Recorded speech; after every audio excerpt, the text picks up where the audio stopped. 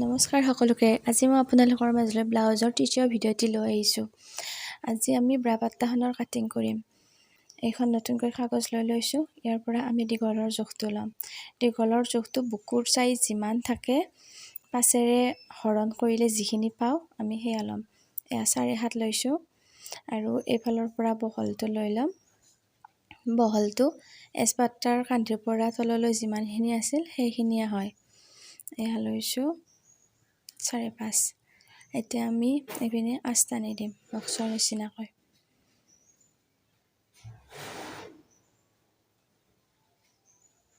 ইয়াৰ পৰা ইয়ালৈকে বহলটোৰ আস্তানি দিম। এতিয়া আমি তলৰ ফালৰ পৰা 1.5 ইঞ্চি লৈ ল'ম। মানে এইডাল আস্তানোতে আমি বহলটো চাই ল'ব লাগিব। বহলটো যিমান হয় মানে তলৰখিনিতকৈ ওপৰৰ ফালে 0.5 ইঞ্চি বেছি হ'ব লাগে। ইয়াত আমি তলৰ ফালে 1.5 ইঞ্চি লৈছোঁ, ওপৰৰ ফালে 3 ইঞ্চি ৰৈ গৈছে। এতিয়া আমি এটা ঘৰ সৰু হৈছে, এটা ঘৰ ডাঙৰ হৈছে। ডাঙৰ ঘৰটোৰ এটা কোণাৰ পৰা জোখটো ল'ম। ওপৰৰ কোণাটোৰ পৰা আমি 1.5 ইঞ্চি ল'ম, 2.5। এয়া দাগি দি লৈছোঁ। দাগিত তললৈকে আস্তানি দিব।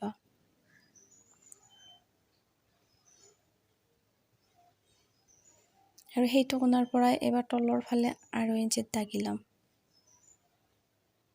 এই দাগিটোত মাজৰ আঁচডাললৈকে আস্তানি দিম। ইয়াত দেখুওৱাৰ নিচিনাকৈ এনেকৈ আস্তানি ল'ব।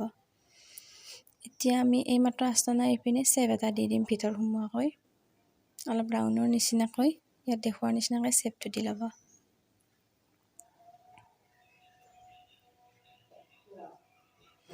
এতিয়া সেই আঁচটোৰ পৰা তললৈ চেপ এটা দি দিব। ইয়াত দেখুওৱাৰ নিচিনাকৈ চেপটো অলপ ভালকৈ দিব।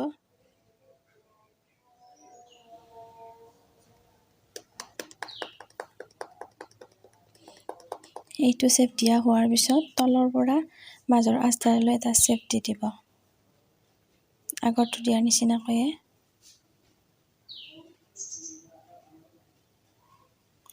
এতিয়া ওপৰৰ ফালে 2 সূতামান লৈ ল'ব। ফিটাডালৰ পৰা সৰু সৰু আঁচৰ দুডাল আচমানৰ সমান লৈ এনেকৈ মিলাই আস্তানি দিব।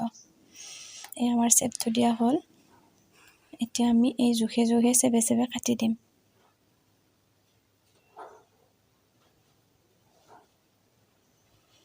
এয়া মই কাগজখন কাটি ল'লোঁ আৰু এয়া কি জোখ ল'লোঁ মই লিখি দিছোঁ। ভিডিঅ'টি শেষলৈ চোৱাৰ বাবে বহুত বহুত ধন্যবাদ। যদি চাই ভাল পালে লাইক, কমেণ্ট আৰু শ্বেয়াৰ কৰি দিব। ধন্যবাদ।